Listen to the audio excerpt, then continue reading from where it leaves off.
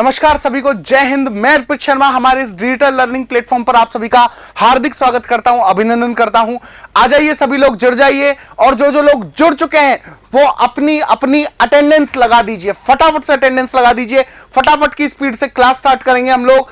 हमारे इस हफ्ते के करंट अफेयर्स कौन से वाले वीक के, हमारे जो रिमेनिंग 24 तारीख तक के हम लोगों ने कर लिए थे, 25 फरवरी से लेकर 3 मार्च तक के जो करंट अफेयर्स हैं, जो एक हफ्ते के करंट अफेयर हैं, वीकली करंट अफेयर, वो हम इस क्लास में कवर करने वाले हैं। इंपॉर्टेंट करंट अफेयर्स की बात होती है और जो बच्चे एग्जाम दे रहे हैं कंटिन्यूअसली उनको पता ही होगा क्या कि हमारे करंट अफेयर जो है एग्जाम में पूछे जा रहे हैं, जाते हैं नहीं, जो एग्जाम्स हो रहे हैं ना उनमें पूछे जा रहे हैं, जो हम लोग ऑलरेडी क्लासेस कर चुके हैं उनसे।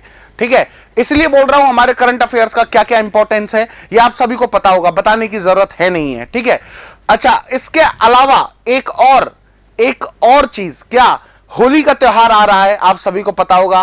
रंगों का त्योहार है, खुशी का, उमंग का त्योहार है। ठीक है, तो सभी लोग होली खेलें, अच्छे से होली खेलें, अच्छे से त्योहार मनाएं, लेकिन त्योहार मनाते समय ये ना भूल जाएं कि आप लोगों का जो मिशन है, जो एम्बिशन है, वो आप लोगों की जॉब है, आप लोगों का टारगेट। ठीक है, मनाइए, बिल्कुल मनाइए, लेकिन त्योहार मनाने के बाद में अपने उसी फॉर्म में दोबारा लौटकर आ जाइएगा। ठीक है, इन्हीं शब्दों के साथ में हम लोग क्लास स्टार्ट करते हैं और आज की क्लास का जो पहला क्वेश्चन है वो आप लोगों के सामने आ रहा है। बताइएगा सब लोग आंसर कमेंट बॉक्स में, उसका आंसर क्या क्या होगा। ठीक है, चलिए बढ़ते हैं आज के पहले क्वेश्चन की तरफ। आज का पहला क्वेश्चन आपके सामने, अमेरिकी राष्ट्रपति जो बाइडेन ने किसे विश्व बैंक के अध्यक्ष के रूप में नॉमिनेट किया है? यानी कि वो कौन से पर्सन हैं जो वर्ल्ड बैंक के जो अध्यक्ष हैं, जो उसके प्रेसिडेंट हैं, ठीक है, वो बनेंगे। अभी थोड़े दिनों पहले मैंने आपको बताया था वर्ल्ड बैंक के जो अध्यक्ष थे वो कौन थे। वर्ल्ड बैंक के अध्यक्ष थे डेविड मालापास। और डेविड मालापास ने क्या दे दिया था? वर्ल्ड बैंक से इस्तीफा दे दिया था, वर्ल्ड बैंक के अध्यक्ष पद से। हालांकि उनका टेन्योर अभी खत्म नहीं हुआ था, उन्होंने टेन्योर खत्म होने से पहले ही अपना रेजिग्नेशन दे दिया। तो रेजिग्नेशन देने के बाद में वर्ल्ड बैंक के नए एक तरीके से जो अध्यक्ष बने हैं वो कौन बने हैं? अब आप बोल रहे होंगे सर जो बाइडेन, अमेरिकी राष्ट्रपति जो बाइडेन कैसे नॉमिनेट कर सकते हैं सर? जो बाइडेन के पास तो कोई पावर ही नहीं है। तो याद रखिएगा एक चीज जी कि जो बाइडेन जो है, देखिए अभी इसकी डिटेल्स में पता चलेगी ये वाली बात। ठीक है, अभी थोड़ा सा सब्र रखते हैं हम लोग, एक बार सब्र से काम लेते हैं, अभी डिटेल्स में पता चल जाएगी। तो डेविड मालापास जो है, डेविड मालापास को क्या बनाया गया है? वर्ल्ड बैंक का अध्यक्ष बनाया, डेविड मालापास ने इस्तीफा दे दिया था। डेविड मालापास की जगह अभी हाल ही के समय पर वर्ल्ड बैंक का जो अध्यक्ष बनाया गया है वो किसको बनाया गया है?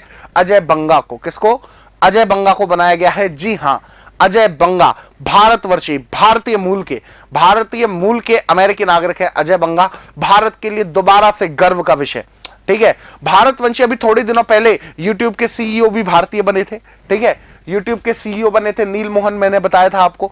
और अभी हाल ही में वर्ल्ड बैंक के कौन बन गए हैं? वर्ल्ड बैंक के अजय बंगा बन गए हैं। ये पहले मास्टर कार्ड, आप लोगों ने नाम सुना होगा, मास्टर कार्ड एक क्रेडिट कार्ड कंपनी अमेरिका की, उस मास्टर कार्ड के भी सीईओ रह चुके थे अजय बंगा।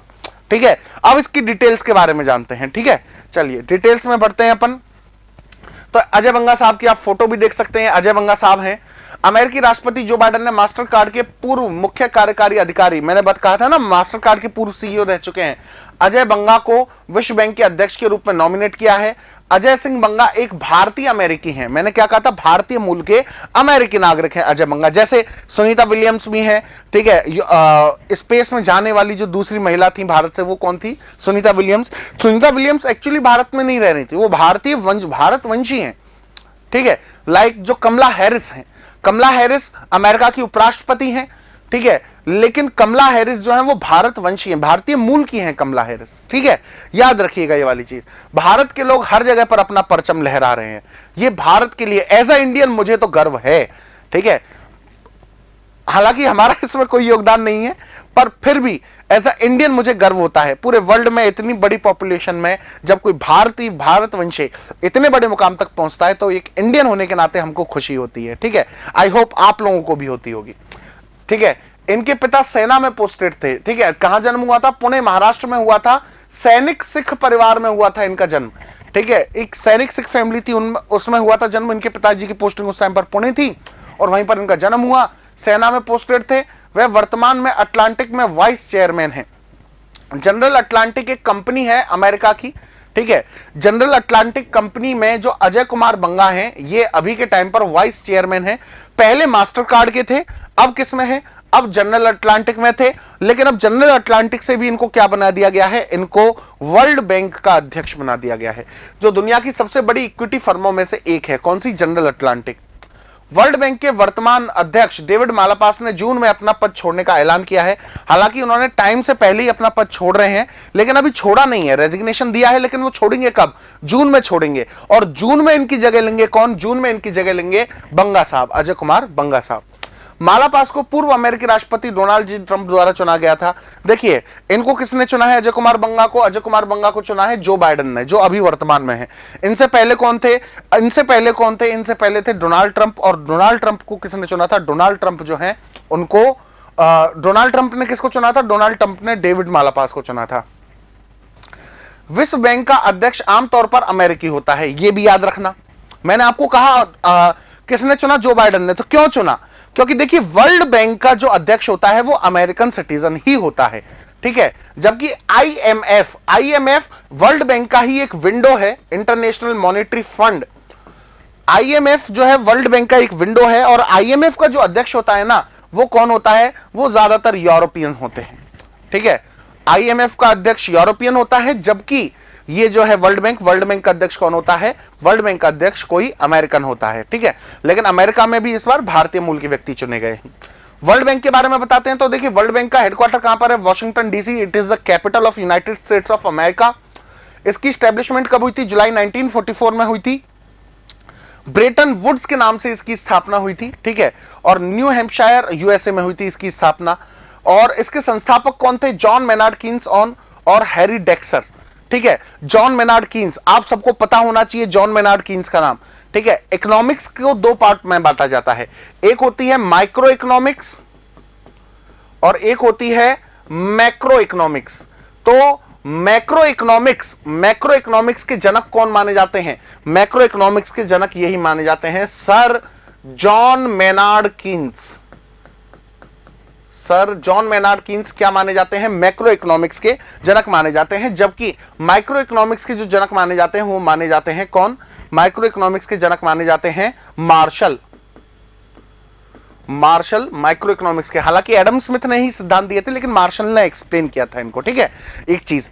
दूसरी चीज, जॉन मेनार्ड कीन्स की, चलिए मैं आप लोगों से क्वेश्चन पूछ रहा हूं, जॉन मेनार्ड कीन्स की, सर जॉन मेनार्ड कीन्स की बुक का नाम क्या है? फटाफट से बताइए, कमेंट बॉक्स में बताते रहिए, फटाफट से आंसर बताइए। जॉन मेनार्ड कीन्स की बुक का नाम क्या है? एडम स्मिथ की बुक का तो नाम क्या है? एडम स्मिथ जो है वो जनक है इकोनॉमिक्स के, उनकी बुक का नाम क्या है? उनकी बुक का नाम है an inquiry into the nature and causes wealth of the nations. जबकि, ठीक है, जॉन मेनार्ड कीन्स की बुक का नाम क्या है?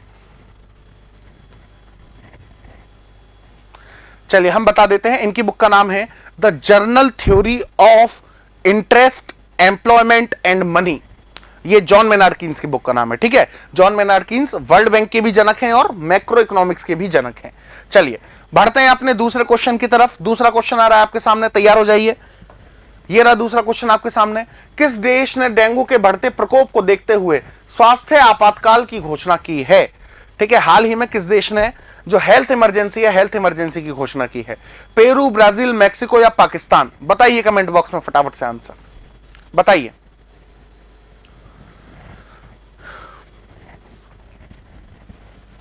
चलिए, इसका राइट आंसर क्या है भैया? इसका राइट आंसर है पेरू। पेरू क्या है भैया? दक्षिण अमेरिकी देश है पेरू, ठीक है। पेरू से रिलेटेड अभी थोड़े टाइम पहले हम लोगों ने एक क्वेश्चन भी किया था, बताएंगे आपको, याद दिलाएंगे पेरू से रिलेटेड वो क्वेश्चन, ठीक है।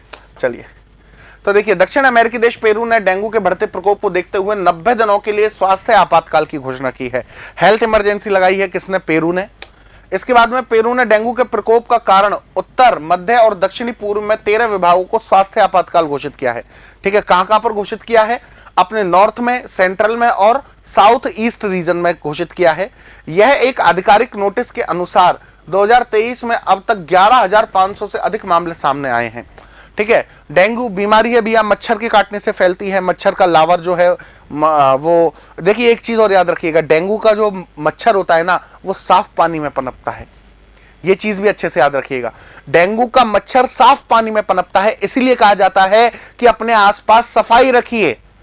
ठीक है, चाहे भले ही साफ पानी भी जमा हो आपके आसपास, लेकिन उस साफ पानी में भी कीटाणुनाशक जो है वो डालते रहिए। ठीक है, और किसके मादा एडीज मच्छर के काटने से होता है डेंगू, ये भी याद रखना। मादा एनाफ्लीज के काटने से क्या होता है? मादा एनाफ्लीज के काटने से मलेरिया होता है, जबकि डेंगू होता है किसके काटने से? मादा एडीज मच्छर के काटने से। और एक चीज याद रखना, जो मच्छर होते हैं ना, मच्छरों में केवल और केवल, इसको कोई गलत वे में नहीं लेगा, मैं पहले ही बता रहा हूं, मच्छरों में केवल और केवल फीमेल मच्छर ही होती हैं जो खून चूसती हैं। कोई गलत वे में नहीं लेगा। मेल मच्छर जो होते हैं वो खून नहीं चूसते हैं। खून चूसने का काम केवल फीमेल मच्छर जो होते हैं, फीमेल मॉस्किटोज जो होती हैं वो करती हैं। ठीक है, फीमेल मॉस्किटो भी क्यों पीती हैं भैया खून? क्योंकि उनके जो अंडे होते हैं, जो मच्छर के अंडे होते हैं, वो मच्छर के अंडे, वो अपने अंडों को पोषण देने के लिए खून चूसने का काम करती हैं। जबकि जो नर मच्छर होते हैं, आपने देखा होगा, देखिए नर और मादा मच्छर जो है उनमें क्या फर्क है ये भी बता देता हूं। नर मच्छर जो है, जो आप देखते होंगे घास के मैदानों पर जो मच्छर होते हैं आपके सिर के ऊपर घूमते रहते हैं, ज्यादातर वो नर मच्छर होते हैं। ठीक है, वो पोषण जो है वो फूलों से और इन्हीं चीजों से प्राप्त करते हैं। जबकि मादा मच्छर जो होती हैं वो खून चूसती हैं भैया। ठीक है, मादा एडीज जो मच्छर है, मादा एडीज मच्छर के काटने से डेंगू होता है। और पेरू में 2023 में साल में अब तक 11,500 से अधिक डेंगू के मामले सामने आ गए थे। डेंगू में क्या होता है, प्लेटलेट्स जो होती हैं वो बहुत ज्यादा गिर जाती हैं। हमारा शरीर क्या है, एंटीबॉडीज बनाना कम कर देता है। ठीक है, इसीलिए कई केसेस में डेंगू अगर होता है किसी पर्सन के तो उसकी डेथ भी हो जाती है। भारत में डेंगू से डेथ रेशियो पहले बहुत ज्यादा था, जो धीरे धीरे अब रिड्यूस हुआ है। ठीक है, इस महीने की शुरुआत में पेरू के पड़ोसी देश बोलीविया पड़ोसी देश है पेरू का, उसमें भी 6800 से अधिक मामले और 26 मौतों के बाद स्वास्थ्य चेतावनी जारी की थी। यह भी याद रखना, डेंगू को लेकर पेरू 2023 में दूसरा देश है जिसने हेल्थ इमरजेंसी जारी की है। पेरू से पहले पेरू का ही पड़ोसी बोलीविया ऑलरेडी के जारी कर चुका है। बोलीविया ऑलरेडी हेल्थ इमरजेंसी जारी कर चुका है इस मामले में। ठीक है, दक्षिण अमेरिकी देश पेरू की राजधानी क्या है? दक्षिणी अमेरिकी देश पेरू की राजधानी लीमा है और यहां की मुद्रा क्या है? यहां की मुद्रा सोल है, यह भी याद रखना। अच्छा, पेरू से रिलेटेड करंट अफेयर का मैंने एक फैक्ट बताया था, क्या? पेरू के राष्ट्रपति पेड्रो कैस्टिलो, मैंने बताया था पेरू में राष्ट्रपति आजकल ऐसे बदले जा रहे हैं पिछले 5 सालों से जैसे कोई कपड़े बदलता है। ठीक है, पिछले 5 सालों में छठे राष्ट्रपति थे पेड्रो कैस्टिलो, 2022 में बने थे और इनको अब 2023 में हटा दिया गया। एक टीचर थे पेड्रो कैस्टिलो और उनकी जगह पर कौन? डीना बोलुआर्टो को बनाया गया था। डीना बोलुआर्टो को देश का राष्ट्रपति बनाया गया था, जो उस समय पर उपराष्ट्रपति थी। हालांकि इसका विरोध भी बहुत चला और पेरू में उसके बाद में हिंसा भी बहुत हुई। ठीक है, पेरू में लगभग हिंसा बहुत हुई, लोग एक्सेप्ट करने को तैयार नहीं थे। देखिए, हम जनरली यूं सोचते हैं कि महिलाओं को लेकर हमारी सोच पिछड़ी हुई है। ठीक है, ऐसा नहीं है। हम भारतीय लोग तो भैया शुरू से पढ़ते आ रहे हैं, यत्र नार्यस्तु पूजन्ते रमन्ते तत्र देवता। हम लोग तो शुरू से पढ़ते आ रहे हैं। पेरू के लोग, जो एक साउथ अमेरिकन कंट्री है, ठीक है, हम ज्यादातर समझते हैं व्हाइट लोग जो है वो ज्यादा रेस्पेक्टफुल होते हैं महिलाओं के प्रति, ऐसा नहीं है। पेरू में पहली महिला राष्ट्रपति बनी डीना बोलुआर्टो और उनका विरोध शुरू हो गया वहां पर। मतलब इतना विरोध हुआ कि वहां पर हिंसाएं हो गई, झड़पें हो गई, लोग मारे गए। 700 से ज्यादा लोग मारे गए हैं पेरू में जो हिंसा हुई है डीना बोलुआर्टो को बनाने को लेकर। ठीक है, इसीलिए कहा जा रहा है भैया, मैं आपको इसीलिए कह रहा हूं, हम लोगों की सोच बहुत ज्यादा डेवलप्ड है फीमेल्स को लेकर। हालांकि मैं ये नहीं बोलूंगा सभी की है, लेकिन इंडिया धीरे धीरे इसमें ग्रो कर रहा है। ठीक है, चलिए नेक्स्ट। ये पेरू की आप लोकेशन देख सकते हैं वर्ल्ड मैप में कहां पड़ता है। अब देखिए, मैं जानबूझ के इसलिए इतना बड़ा वर्ल्ड मैप लेकर आ रहा हूं। ठीक है, ये कौन सा देश है भैया? ये अपना सारे जहां से अच्छा हिंदुस्तान हमारा इंडिया। ठीक है, इंडिया के साउथ से इस तरफ से होते हुए ये नॉर्थ, ये कौन सा देश है? ये है ब्राजील। ये ब्राजील है। ब्राजील के पड़ोस में ही कौन सा देश पड़ता है? ब्राजील के पड़ोस में ही देश पड़ता है पेरू।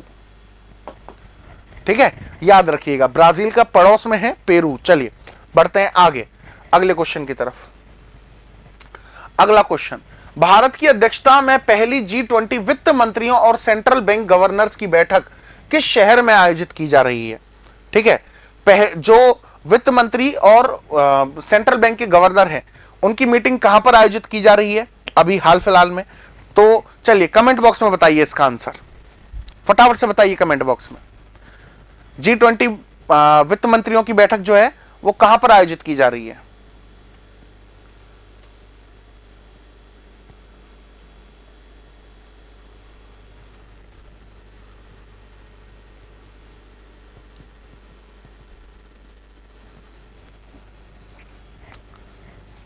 चलो ठीक है भैया, हम बताते हैं। इसकी जो बैठक है ये आयोजित की जा रही है बेंगलुरु में। कहां पर आयोजित की जा रही है? बेंगलुरु। किसकी राजधानी है बेंगलुरु? बेंगलुरु है भैया कर्नाटक की राजधानी है। अच्छा, बेंगलुरु जो है ना, बेंगलुरु को एक नाम से और जाना जाता है, बेंगलुरु को सिलिकॉन सिटी के नाम से भी जाना जाता है सर। सिलिकॉन सिटी भारत का आईटी हब है, भारत का आईटी हब है बेंगलुरु, ठीक है। और बेंगलुरु जो है उसको सिलिकॉन सिटी के नाम से भी जाना जाता है, याद रखिएगा। और बेंगलुरु में ही आयोजित की जा रही है बैठक।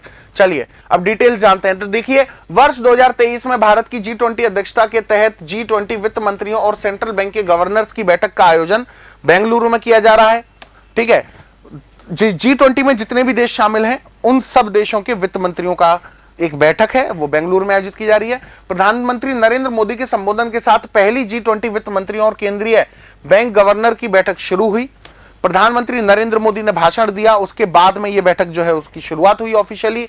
2 दिवसीय बैठक G20 सदस्य देश 500 से अधिक प्रतिनिधि, 500 से ज्यादा मेंबर्स हैं, आमंत्रित और अंतरराष्ट्रीय संगठनों के प्रतिनिधित्व का भाग ले रहे हैं। इस बैठक में होने वाली चर्चाओं का उद्देश्य G20 फाइनेंस ट्रैक की विभिन्न वर्क स्ट्रीम को एक नए स्पष्ट जनादेश प्रदान करना है। यह इस वाली मीटिंग का उद्देश्य है कि G20 में जितने भी देश हैं उनको एक फाइनेंशियल ट्रैक दिया जाए। फाइनेंशियल ट्रैक देने से क्या होगा भैया? फाइनेंशियल ट्रैक देने से होगा ये कि जितने भी G20 में शामिल देश हैं उनका जो ट्रेड है वो बढ़ेगा, उस देश में फाइनेंसिंग बढ़ेगी, ट्रेड बढ़ेगा तो वहां पर एम्प्लॉयमेंट भी बढ़ेगा और वहां पर स्टैंडर्ड ऑफ लिविंग भी बढ़ेगा लोगों का, ठीक है। चलिए, अच्छा अब मैं आपको वो शहर बता रहा हूं। G20 हम लोग इस साल बहुत सुन रहे हैं G20, मतलब अब तक के करंट अफेयर्स में हमने इतना G20 नहीं सुना जितना G20 हमने इस साल में अब तक सुन लिया है। तो देखिए, G20 20 देशों का समूह है, उसकी अध्यक्षता इस बार कौन कर रहा है? G20 समूह की अध्यक्षता इस बार भारत कर रहा है। और भारत इसलिए इंपॉर्टेंट बन जाता है भैया कि G20 की बैठकें, मतलब G20 के इस बार जितने भी इवेंट्स होंगे वो भारत में आयोजित होंगे, ठीक है। तो G20 के कौन कौन से इवेंट इस साल भारत में आयोजित किए गए हैं, कब कब कहां पर किए गए हैं, वो मैं आपको बताने जा रहा हूं, सारे के सारे बताने जा रहे हैं। तभी तो बोल रहे हैं हमारा जो प्लेटफॉर्म है, हमारा प्लेटफॉर्म आपके लिए परफेक्टली काम करता है। आप भी बस एक छोटा सा परफेक्टली काम कर दीजिए। क्या? हमको छोटी सी गुरु दक्षिणा दे दीजिए। क्या देनी है गुरु दक्षिणा में भैया? आप लोगों को वीडियो को एक बार लाइक करना है और शेयर कर देना है, बस इतना सा काम कर दीजिए, इतना ही चाहिए हमको आपसे। 9 जनवरी से 11 जनवरी तक को कहां पर आयोजित हुई थी? कोलकाता में।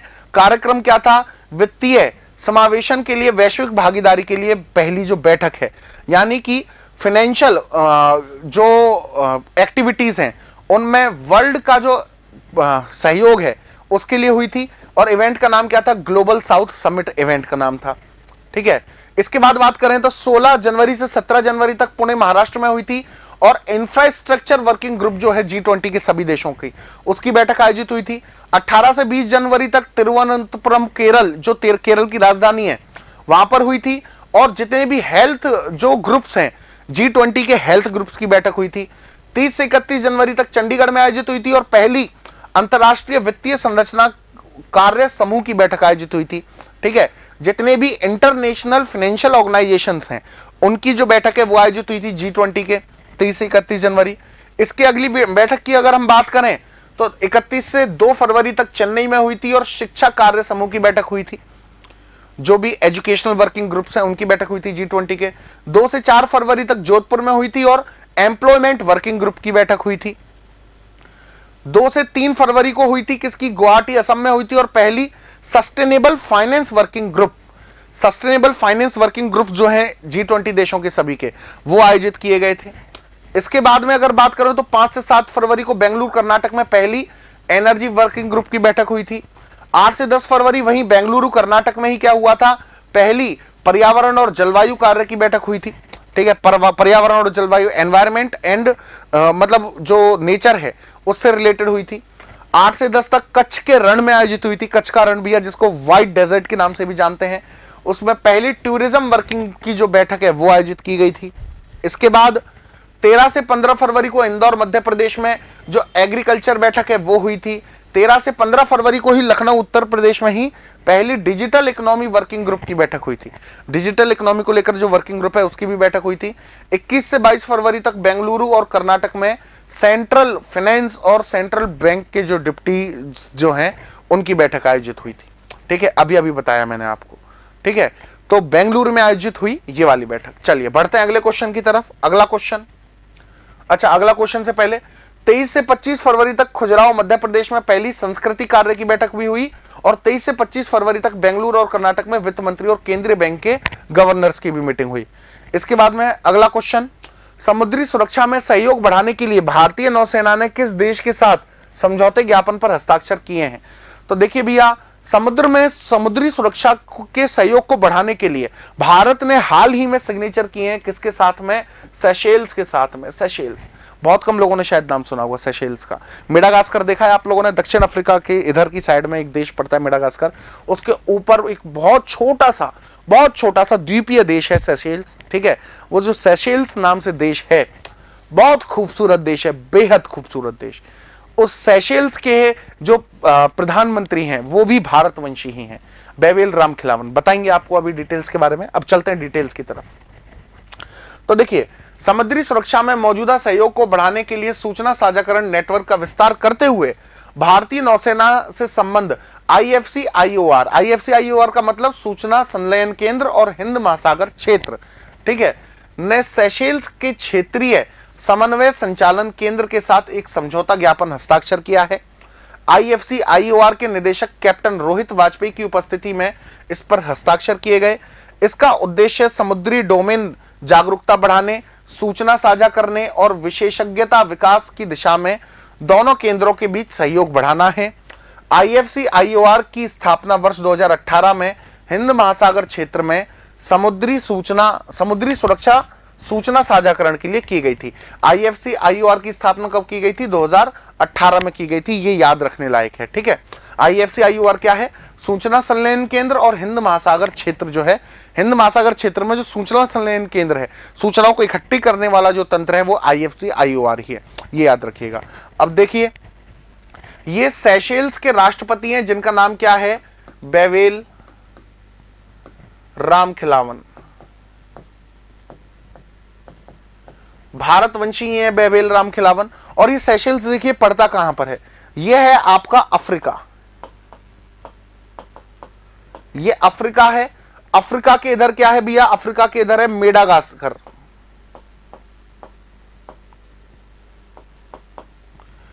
और मेडागास्कर से जब हम एशिया की तरफ बढ़ते हैं तो ये वाला जो पॉइंट है, ये इधर एक बहुत छोटा सा देश पड़ता है और इसी देश का नाम क्या है? सेशेल्स है। इसी देश का नाम क्या है? सेशेल्स है, याद रखिएगा। चलिए बढ़ते हैं आगे। अगला क्वेश्चन, जातिगत भेदभाव पर रोक लगाने वाला पहला अमेरिकी शहर कौन सा बना है? जाति के आधार पर, धर्म के आधार पर भेदभाव पर रोक लगाने वाला अमेरिका का पहला देश कौन सा बना है? न्यूयॉर्क, सिएटल, बोस्टन या सैन फ्रांसिस्को?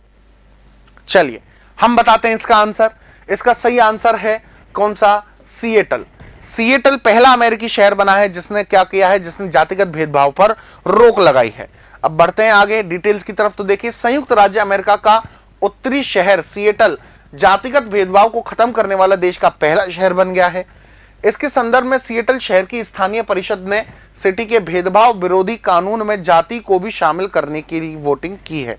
यानी कि भेदभाव किन किन आधार पर किया जाता है? देखिए, ज्यादातर जो भेदभाव है, ज्यादातर अमेरिका में जो भेदभाव है वो नस्लीय भेदभाव होता है। नस्लीय भेदभाव का मतलब गोरे काले का जो फर्क है वो, ठीक है। वहां पर अभी थोड़े टाइम पहले आपने सुना होगा, एक व्यक्ति थे 2020 में पुलिस में ही कार्यरत थे और उनकी हत्या कर दी गई थी, मतलब सॉरी, पुलिस ने उनकी हत्या कर दी थी। तब अमेरिका के पुलिस वालों ने घुटनों पर बैठकर ब्लैक लोगों से, ठीक है, एक मतलब उस टाइम पर हैशटैग भी चला था, आपको याद हो तो, ब्लैक लाइव मैटर्स करके, ठीक है। तो कोई मेदेव फ्लावर करके व्यक्ति थे, मेदेव फ्लावर ही नाम था शायद उनका, उनकी हत्या कर दी गई थी। अमेरिका की पुलिस ने ब्लैक लोगों से घुटनों पर बैठकर माफी भी मांगी थी इस चीज के लिए, ठीक है। ये होता है लोकतंत्र।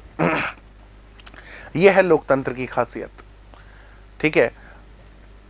प्रजातंत्र, जो प्रजातंत्र होता है या जो तानाशाही होती है, वहां पर ऐसी चीजें देखने को नहीं मिलती है। मर गया कोई दिक्कत नहीं, लेकिन एक लोकतंत्र में ऐसा होता है जहां पर जनता का शासन होता है। लोकतंत्र इसलिए जरूरी है। विश्व का सबसे बड़ा लोकतंत्र कौन सा है? विश्व का सबसे बड़ा लोकतंत्र अपना भारत है। और उसके बाद में एक इंसिडेंट है, मेरे को याद भी है अभी भी। उस समय पर अमेरिका के राष्ट्रपति डोनाल्ड ट्रंप थे, कुछ भी कह देते थे, ठीक है। तो उन्होंने कुछ भी, मैं ये कह दिया था उस टाइम पर कि मतलब उन्होंने कुछ कह दिया था उसी इंसिडेंट को लेकर।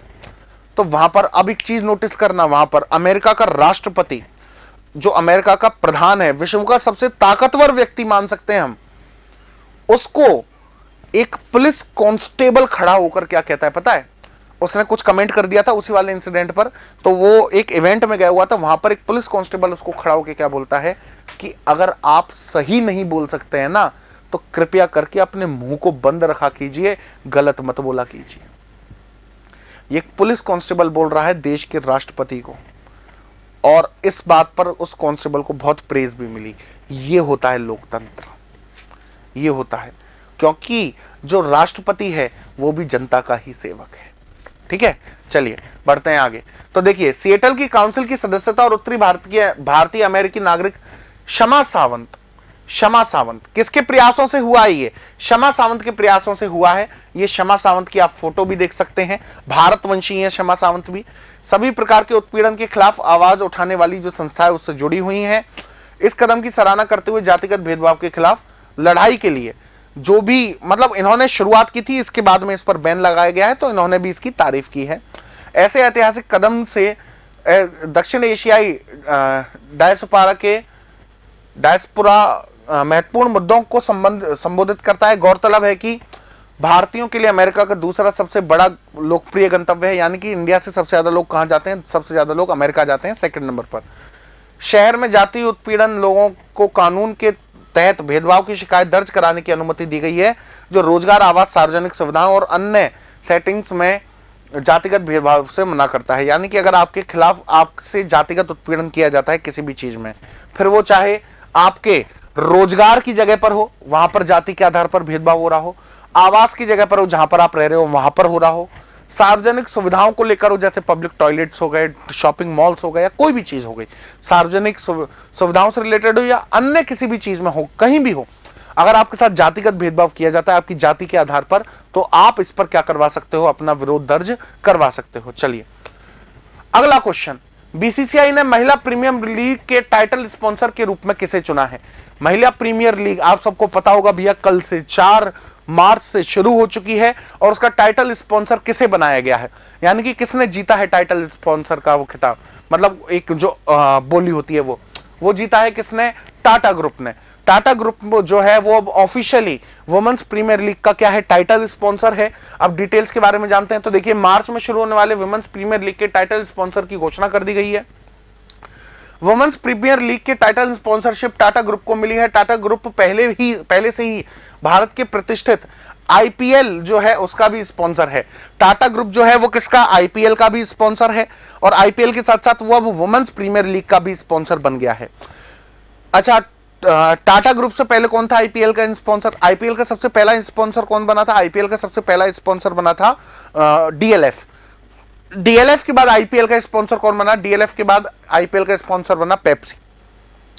पेप्सी के बाद कौन बना? पेप्सी के बाद बना वीवो, और वीवो के बाद अब है कौन? टाटा। और लेकिन वुमेन प्रीमियर लीग का पहला टाइटल स्पॉन्सर कौन है? वुमेन प्रीमियर लीग का पहला टाइटल स्पॉन्सर टाटा ही है। ये वुमेन प्रीमियर लीग का आप लोगो भी देख सकते हैं। ये सहयोगी कंपनियां हैं जो वुमेन प्रीमियर लीग को प्रमोट भी कर रही हैं। चलिए बढ़ते हैं आगे। अगला क्वेश्चन, महिला टी20 वर्ल्ड कप 2023 का खिताब ऑस्ट्रेलिया ने जीता। इस टूर्नामेंट का आयोजन किस देश में किया गया था? सीधा सीधा क्वेश्चन नहीं देंगे, ठीक है, घुमा फिरा के भी दे सकते हैं, इसीलिए पूछ रहे हैं, बताइए। बताइए, T20 महिला वर्ल्ड कप का जो खिताब है वो किस देश में, वो ऑस्ट्रेलिया ने जो जीता है वो किस देश में आयोजित किया गया था? चलिए हम बताते हैं, इसका आयोजन किया गया था साउथ अफ्रीका, दक्षिण अफ्रीका में किया गया था। ठीक है, अच्छा, पहला जो T20 वर्ल्ड कप है मेंस का वो भी कहां पर आयोजित हुआ था? याद रखिएगा, वो भी दक्षिण अफ्रीका में आयोजित हुआ था, जो भारत ने जीता था। इसके बाद में तो देखिए, दक्षिण अफ्रीका के न्यूलैंड्स केपटाउन ग्राउंड में खेले गए फाइनल में ऑस्ट्रेलिया की महिला क्रिकेट टीम ने T20 वर्ल्ड कप 2023 में मेजबान दक्षिण अफ्रीका को 19 रनों से हराकर छठी बार यह खिताब अपने नाम कर लिया है। रिकॉर्ड छठी बार ऑस्ट्रेलिया की जो टीम है उसने विमेंस T20 वर्ल्ड कप जीता है। किसको हराया फाइनल में? फाइनल में हराया मेजबान जो होस्ट थे दक्षिण अफ्रीका, उसी को हराया। कितने रनों से? 19 रनों से हराया। फाइनल मुकाबले में ऑस्ट्रेलिया की टीम ने 6 विकेट खोकर 156 रन बनाए थे। T20 वर्ल्ड कप 2023 में अपने शानदार प्रदर्शन के दम पर ऑस्ट्रेलिया ऑलराउंडर एशले गार्डनर ने प्लेयर ऑफ द सीरीज का खिताब जीता। ये एशले गार्डनर हैं, आप देख सकते हैं। एशले गार्डनर को भी वुमेन्स आईपीएल में बहुत मोटी रकम मिली थी। ठीक है, ये ऑस्ट्रेलिया की विनिंग टीम जो है, वो जो वर्ल्ड कप उठा रही है वो है। वहीं फाइनल मैच में 74 रनों की पारी खेलने वाली बेथ मूनी भी ऑस्ट्रेलिया की ही एक प्लेयर है, बहुत फेमस। उनको प्लेयर ऑफ द मैच चुना गया था फाइनल मैच में। महिला T20 वर्ल्ड कप की शुरुआत 2009 में हुई थी। अब तक कुल 8 बार महिला T20 वर्ल्ड कप का आयोजन किया जा चुका है। 8 में से 6 बार तो कौन जीत चुका है? 8 में से 6 बार तो ऑस्ट्रेलिया जीत चुका है इसे। ठीक है, चलिए बढ़ते हैं आगे। अगला क्वेश्चन, भारत की राष्ट्रपति द्रौपदी मुर्मू ने 14वें राष्ट्रीय संस्कृति महोत्सव का उद्घाटन किस राज्य में किया है? 14वां संस्कृति महोत्सव किस राज्य में उद्घाटन किया है? 14वें संस्कृति महोत्सव का फटाफट से बताइए। ऑप्शन ये रहे बिहार, राजस्थान, उत्तर प्रदेश, हिमाचल प्रदेश। फटाफट से कमेंट बॉक्स में बताइए आंसर।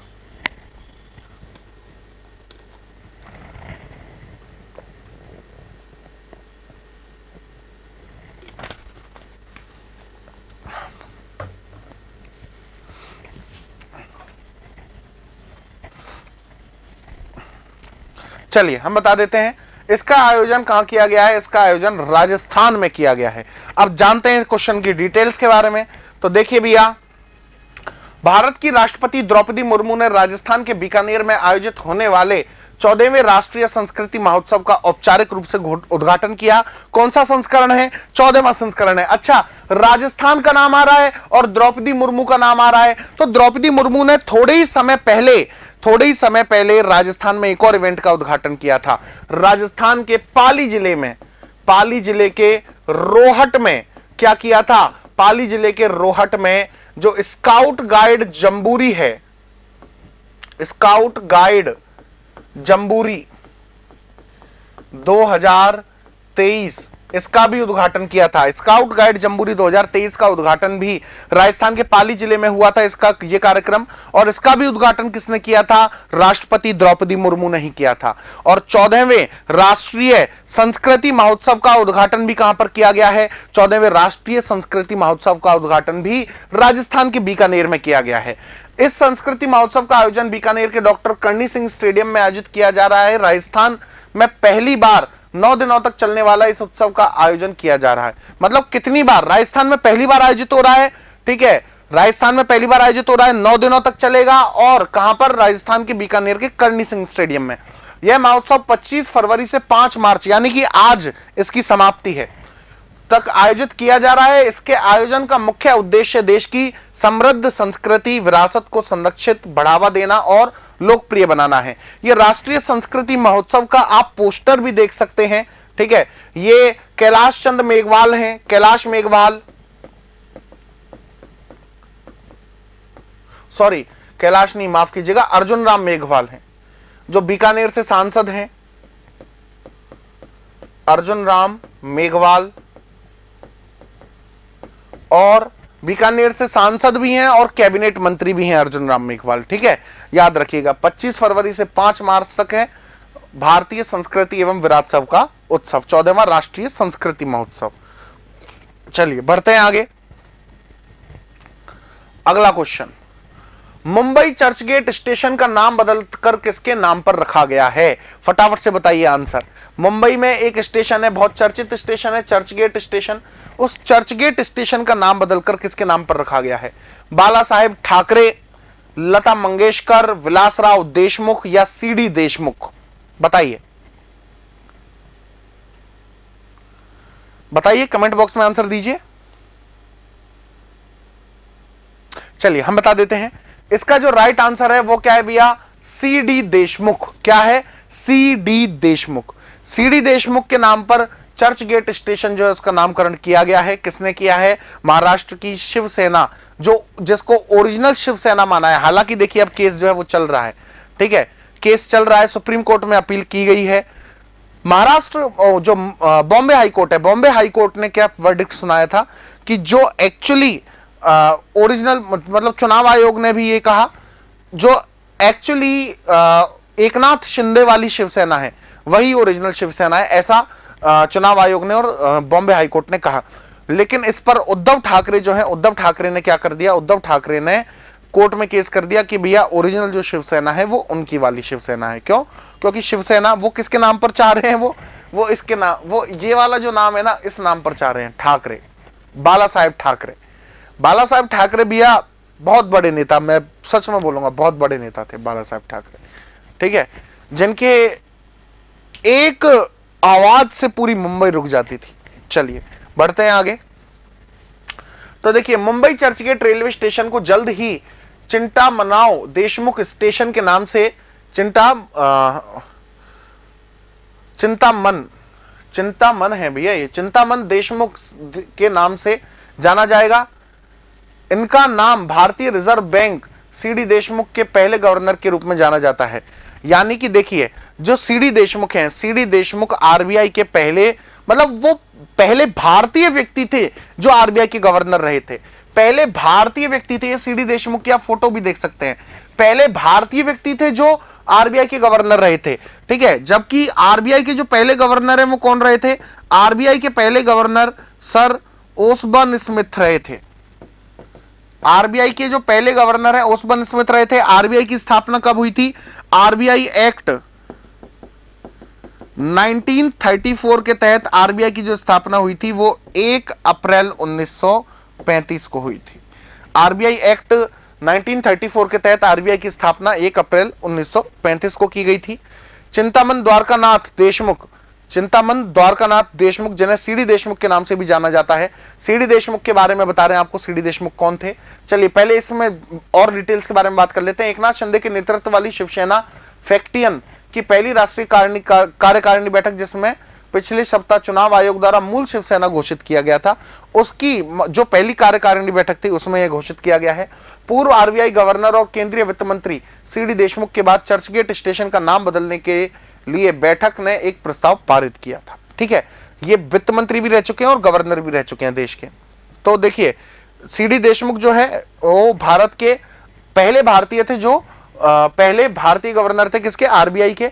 वे 1939 में आरबीआई में शामिल हुए और बोर्ड के सचिव के रूप में डिप्टी गवर्नर और गवर्नर के रूप में कार्य किया। सेक्रेटरी भी रहे, डिप्टी गवर्नर भी रहे, बाद में गवर्नर रहे। अगस्त 1943 में उन्होंने आरबीआई के गवर्नर के रूप में नियुक्त किया गया और 1949 तक उस पद पर सेवा की।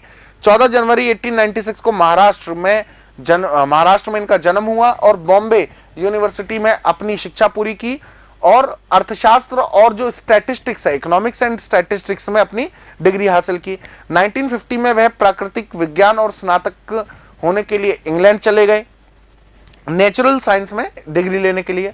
अपनी डिग्री पूरी करने के बाद वह भारतीय सिविल सेवा में शामिल हो गए और ब्रिटिश भारत सरकार में विभिन्न क्षमताओं में सेवा की। यानी कि एक सिविल सर्वेंट थे सीडी देशमुख, जिसमें सरकार के उपायुक्त और निपटान अधिकारी के रूप में 1931 के दूसरे दौर में गोलमेज सम्मेलन में महासचिव के सचिव के रूप में शामिल थे। बाद में वित्त और लोक निर्माण विभाग के सचिव बनाए गए।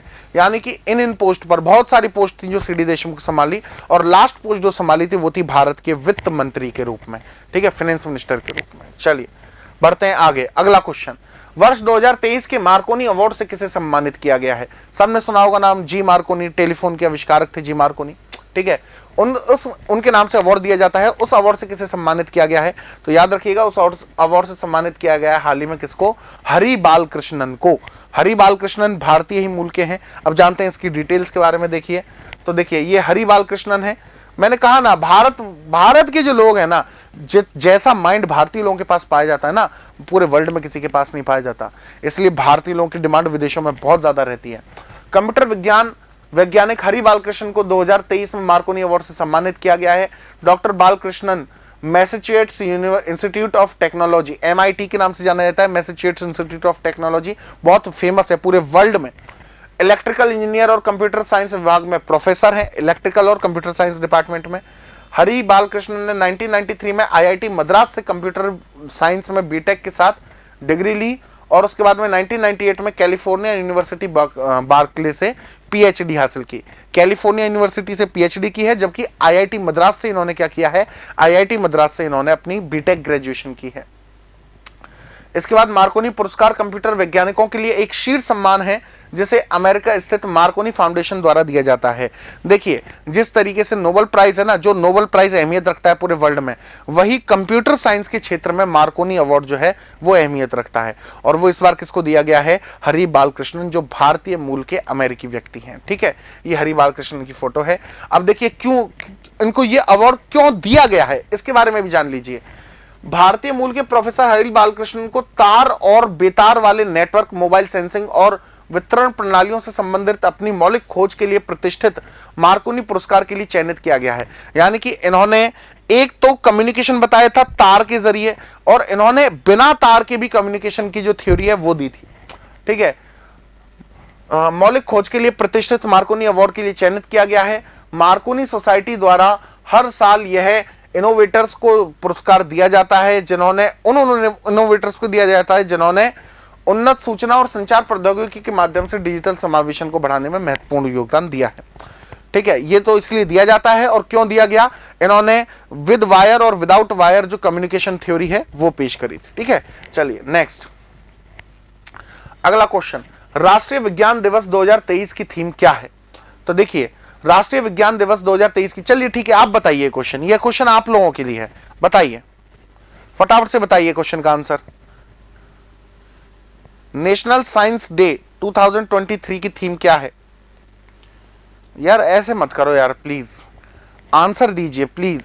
जो भी है गलत बताइए पर बताइए।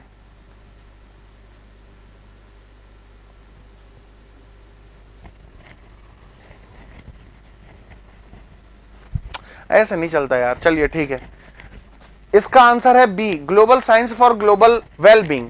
Global science for global wellbeing इसका जो थीम है वो डिसाइड की गई है इस बार। अच्छा, साइंस दिवस जो है वो कब मनाया जाता है? हर साल 28 फरवरी को मनाया जाता है।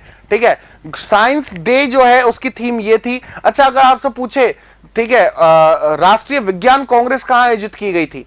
राष्ट्रीय विज्ञान कांग्रेस, तो देखिए राष्ट्रीय विज्ञान कांग्रेस जो है उसका आयोजन किया गया था कहां पर? इस बार राष्ट्रीय विज्ञान कांग्रेस का आयोजन किया गया था भोपाल में। जबकि राष्ट्रीय बाल विज्ञान कांग्रेस का आयोजन कहां किया गया था? राष्ट्रीय बाल विज्ञान कांग्रेस का आयोजन इस बार अहमदाबाद में किया गया था। राष्ट्रीय बाल विज्ञान कांग्रेस का आयोजन अहमदाबाद में, जबकि राष्ट्रीय विज्ञान कांग्रेस का आयोजन भोपाल में किया गया था। ये याद रखिएगा। इस बार साइंस डे की थीम क्या थी? Global science for global wellbeing. चलिए डिटेल्स के बारे में जानते हैं। तो देखिए, हर साल 28 फरवरी को राष्ट्रीय विज्ञान दिवस के रूप में मनाया जाता है। इस दिन साल 1928 में, देखिए ये एक ऐसा इंपॉर्टेंट डे है, याद रखिएगा। नेशनल साइंस डे जो है ये एक ऐसा दिवस है जिसको हम किसी के बर्थडे पर नहीं मनाते हैं। ये उन चुनिंदा दिवसों में से एक है। ये क्यों मनाया जाता है? क्योंकि 28 फरवरी को 1928 में भारतीय वैज्ञानिक और चिकित्सक सीवी रमन, आप सभी ने नाम सुना होगा सीवी रमन, रामन इफेक्ट, ठीक है, जिसके लिए उनको नोबेल प्राइज से भी सम्मानित किया गया था। रमन प्रभाव की खोज की थी और इस खोज के लिए 1930 में उन्हें नोबेल प्राइज भी दिया गया था। ठीक है, national council for science and technology and communication ने केंद्र सरकार से 1986 में 28 फरवरी को राष्ट्रीय विज्ञान दिवस के रूप में मनाने का अनुरोध किया था। कि किसने किया था? National council for science and technology and communication ने। 28 फरवरी को क्या मनाया जाए? 28 फरवरी को ये दिवस मनाया जाए। कब किया था? 1986 में। उसके बाद से हर साल मनाया जाता है। यह ना केवल सर सीवी रामन की उपलब्धियों का सम्मान करने के लिए किया गया था, बल्कि अन्य वैज्ञानिकों को भी वैज्ञानिक क्षेत्र में उनकी उपलब्धियों के लिए धन्यवाद था। एनएसडी के बाद नेशनल काउंसिल, एनएसडी यही वाला, ठीक है, नेशनल साइंस डे, ठीक है, national council for science and technology and communication ने नेशनल साइंस पॉपुलराइजेशन निर्माण की भी घोषणा की, जिसने मानव और संचार के क्षेत्र में उनके योगदान के लिए व्यक्तियों को मान्यता प्रदान की। सीवी रामन के बारे में जानते हैं। सीवी रामन का पूरा नाम सर चंद्रशेखर वेंकट रमन था। वह भारत में भौतिक शास्त्री थे और 1930 में उन्हें भौतिक के प्रतिष्ठित नोबेल पुरस्कार से भी सम्मानित किया गया था। 1954 में उन्होंने भारत सरकार द्वारा भारत रत्न की उपाधि से भी सम्मानित किया गया। 15 साल तक 1933 से 1948 तक वह कलकत्ता विश्वविद्यालय में प्रोफेसर रहे, जिसके बाद वह खुद को रमन भारतीय अकादमी ऑफ साइंस के भी निदेशक रहे। ठीक है, मतलब इन्होंने खुद बनाई थी रमन भारतीय साइंस एकेडमी, उसके भी डायरेक्टर रहे थे ये। वह राष्ट्रीय विज्ञान संघ के अध्यक्ष रहे और उन्हीं के नाम से क्या है, भारतीय जो विज्ञान है, विज्ञान संघ, उन्हीं के नाम से पहचाना जाता है। साइंस ऑर्गेनाइजेशन जो है उन्हीं के नाम से जानी जाती है इंडिया की। ये सीवी रामन साहब की आप फोटो भी देख सकते हैं। कब मनाया गया विज्ञान दिवस? 28 फरवरी को मनाया गया। चलिए बढ़ते हैं अगले क्वेश्चन की तरफ। अगला क्वेश्चन, किस खिलाड़ी ने वर्ष 2022 में फीफा फुटबॉल अवार्ड्स में बेस्ट मेंस फुटबॉलर का अवार्ड जीता है? ठीक है, तो फीफा अवार्ड्स 2022 में किस फुटबॉलर ने बेस्ट मेन प्लेयर का अवार्ड जीता है? चलिए बताइए, कोशिश कीजिए बताने की। आप लोगों को पता ही होगा वैसे तो, पर मैं चाह रहा हूं एक बार आप लोग जाने, बताएं आप लोग।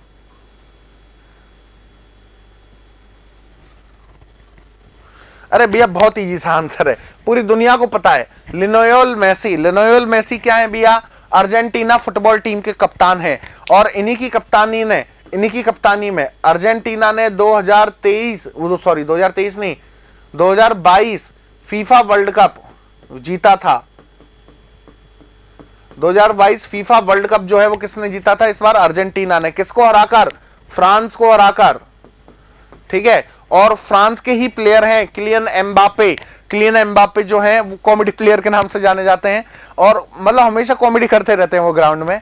और किलियन एम्बापे जो है उनको भी, वो भी इस लिस्ट में शामिल थे बेस्ट फुटबॉलर की, लेकिन उनको नहीं मिल पाया इस बार।